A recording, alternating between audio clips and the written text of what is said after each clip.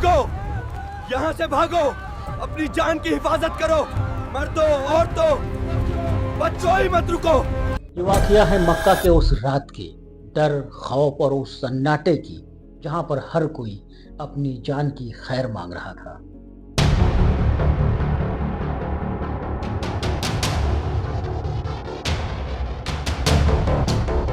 मक्का की पूरी बस्ती में एक अजीब सी खामोशी थी। हर घर सुनसान लग रहा था। लोग अपनी जान बचाने के लिए पहाड़ों और बियाबान सहरा की तरफ भाग रहे थे।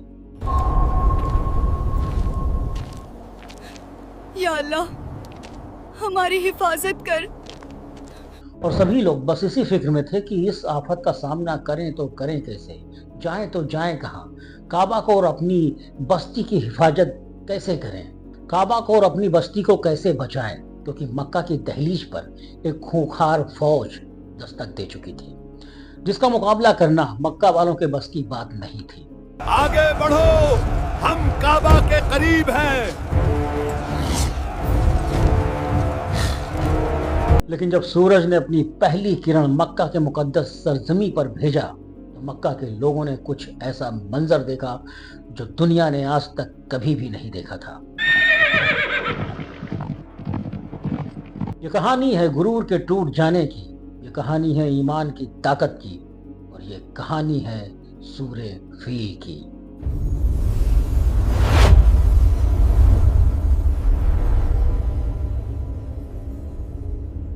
अबरहा के बारे में आपने तो कई बार सुना होगा कि उसने काबा पर हमला करने की कोशिश किया था, हालांकि वो नाकाम रहा। लेकिन अबरहा था कौन, ये जानना इंपॉर्टेंट है। अबरहा किसी बादशाह के घर में पैदा नहीं हुआ था, न ही किसी बादशाह का वारिस था, बल्कि ये रोमन एम्पायर के एक छोटे से शहर के एक छोटे से ताजिर का गुलाम था। दरअसल बात यह थी कि यमन और हबशा के बीच टेंशन बहुत जमाने से चल रही थी।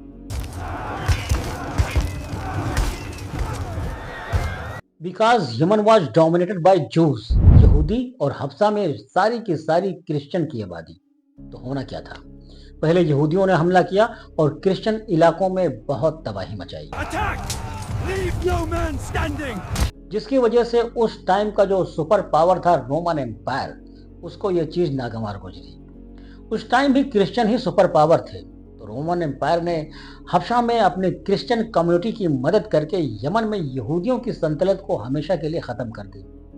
और इस काम के लिए उसने अपने ही एक गुलाम को भेजा, जिसका नाम था अबरहा, जो 1 लाख की फौज लेकर गया और यहूदियों को तहस नहस कर दिया।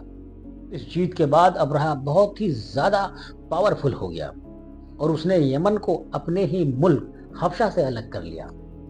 जब हबशा के बादशाह ने यह मंजर देखा तो वो बहुत ही आग बबूला हुआ। उस मामूली गुलाम की ये जुरत, उसे इसकी कीमत चौकानी पड़ेगी। इसके जवाब में उसने फिर एक फौज अबरहा के खिलाफ भेजी, लेकिन इस फौज ने अपने ही जनरल को मौत के घाट उतारकर अबरहा से हाथ मिलाया और अबरहा की फौज में शामिल हो गया। मुझे तुम्हारे हुक्म की कोई जरूरत नहीं, आज हम अबरहा के साथ हैं। इसके बाद अबरहा पूरे अरब का सबसे मजबूत हुक्मरान बना और पूरे अरब में उसका डंका बजने लगा।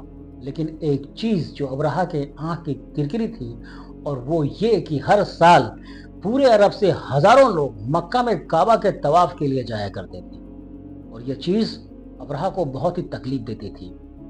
तो इस चीज को हमेशा के लिए खत्म करने के लिए अबरहा के दिमाग में एक प्लान आया, एक आइडिया आया।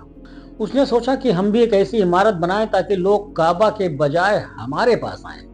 उसने अपने कैपिटल सना में एक आलीशान चर्च बनाया, जिसको उसने पूरी दुनिया के हीरे जवाहरात से भर दिया। कहाँ हमारा ये कलीसा और कहाँ ये मिट्टी का बना हुआ काबा, इसका तो कोई मुकाबला ही नहीं है। ये बिल्डिंग पूरे अरब में सबसे खूबसूरत और सबसे आलीशान बिल्डिंग थी। अरब के लोगों ने इससे पहले ऐसी कोई नायाब चीज नहीं देखी थी। जरा आगे देखो, कितनी शानदार इमारत है। चलो जल्दी चलते हैं, नहीं तो हमें देर हो जाएगी। लेकिन कोई भी इसकी इबादत के लिए नहीं आया और सब उसी पुराने काबा की तरफ जाते रहे। इतना खर्च करने का क्या फायदा जब कोई हमारी चर्च में नहीं आता। बट इतना खर्चा और इतना सब कुछ करने के बाद भी जब अबरहा नाकाम हुआ तो उसके पास सिर्फ एक ही ऑप्शन बचा, اس نے 60,000 سپاہیوں کی ایک بھاری بھرکم فوج تیار کی۔ جب یہ فوج پوری طریقے سے تیار ہو چکی تو اس نے کعبہ پر اٹیک کر دیا۔ یہ ساری باتیں ابرہہ کے حوالے سے اسلام میں ہی نہیں بلکہ تاریخی کتابوں میں بھی لکھی ہوئی ہیں، جو کہ پرانے زمانے کے عربی انکرپشن میں ملتی ہے، جس کے مطابق ابرہہ ایک بہت ہی بڑا بادشاہ تھا، لیکن اس کے مکہ جانے کا کوئی بھی ذکر نہیں ہے۔ لیکن ریسنٹ فائنڈنگ میں کچھ ایسی یہودی انکرپشنز ملی ہیں جس میں صاف صاف لکھا ہوا ہے کہ ابرہہ نے ایک جگہ پر حملہ کیا تھا جس میں اسے شکست کا منہ دیکھنا پڑا تھا۔ وہ صرف کعبہ کو اس لیے گرانا چاہتا تھا تاکہ لوگوں کے دل سے کعبہ کا خیال نکل جائے اور لوگوں کا دل اس کے چرچ کے لیے مائل ہونے لگے۔ آس پاس کے علاقوں کو لوٹنے کے بعد جب اس کی انٹری مکہ میں ہوئی تو اس نے وہاں کے جو ہیڈ تھے ان کو طلب کیا۔ تو عبد المطلب آئے اور آتے ہی کہنے لگے کہ آپ کی فوج کے قبضے میں میرے کچھ اونٹ ہیں، وہ مجھے واپس چاہیے۔ یہ سنتے ہی ابرہہ مسکرایا اور کہنے لگا، مجھے تو لگا کہ تم کعبہ کا مطالبہ کرو گے، لیکن تمہیں تو اپنے اونٹوں کی پڑی ہوئی ہے۔ تو عبد المطلب نے جواب دیا، اونٹ میرے ہیں اس لیے مجھے اونٹوں کی پڑی ہے، کعبہ کا جو مالک ہے وہ جانے اور تم جانو۔ لیکن ایک بات اپنے دماغ میں ضرور رکھنا کہ آج تک کوئی بھی اس گھر کو نقصان نہیں پہنچا پایا ہے۔ جب فوج آگے بڑھ رہی تھی تو اس کا ہاتھی ایک جگہ پر ٹھہر گیا اور کافی مشقت کے بعد بھی وہ وہاں سے ہلا ہی نہیں۔ لیکن ٹھیک اسی ٹائم جب یہ سب کچھ ہو رہا تھا تو اس وقت آسمان میں کچھ ہلچل سنائی دی۔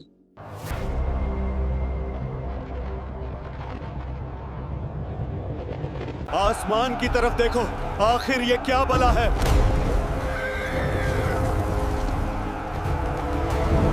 آسمان میں ایک عجیب قسم کے پرندے کا جھنڈ نظر آیا۔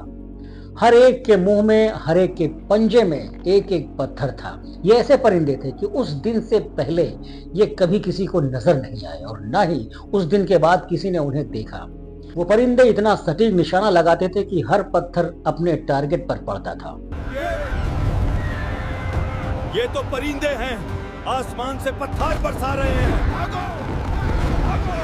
اس پتھر کے چوٹ سے ایک اور عجیب چیز سامنے آئی کہ پتھر ان کے جسم کے جس حصے پر پڑتا وہاں پر خارش پیدا ہو جاتی، اور اتنی شدید خارش کہ اس جگہ کا گوشت ہی غائب ہو جاتا، یہاں تک کہ کچھ لوگوں کی ہڈیاں صاف صاف نظر آنے لگی تھی۔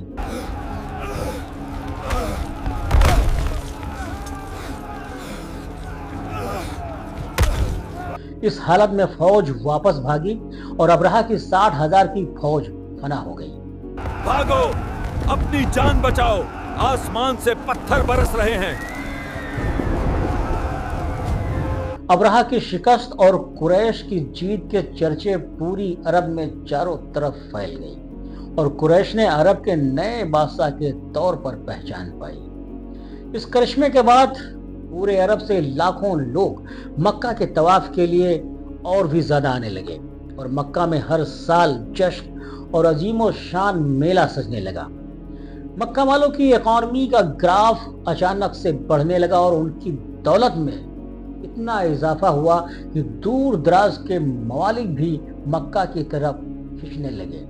اور اسی سال کے درمیان اچانک مجوسیوں کے ایک بہت بڑے عبادت گاہ جہاں پر کئی سالوں سے جو آگ جل رہی تھی وہ اچانک بجھ گئی، اور اس آگ کا بجھنا ایک میجر سائن تھا اللہ کے پیارے محبوب محمد مصطفیٰ صلی اللہ علیہ وآلہ وسلم کی آمد کا۔